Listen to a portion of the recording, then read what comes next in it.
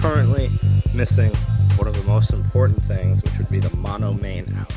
Now, in our theater, we don't have a left and right. We just have one set of cluster speakers that work together, and that is called a mono system. Now, if we had multiple speakers, we could have a left and a right in which we could pan the sound, but in this system, we can't. So we're going to just plug our mono main out in. There we go. And that completes our board. Alright, so over here we have all of our outputs to have a successful show. But now, what do those outputs do? Well, nothing unless you have these. XLR is the standard use for sound items. Now, the main thing in live theater is mics, and that's what these are. I have 8 receivers here, all attached to the board with another snake. This time it's an XLR snake.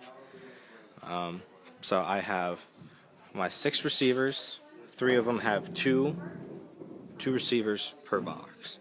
Now if you come over here, I have my board with my snake plugged in. Now, the snake is colored and labeled, which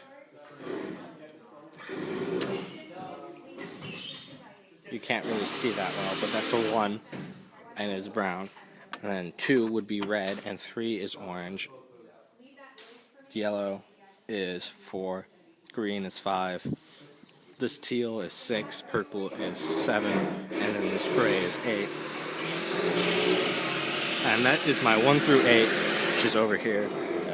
Snakes down, comes back up, and that board is ready to be used.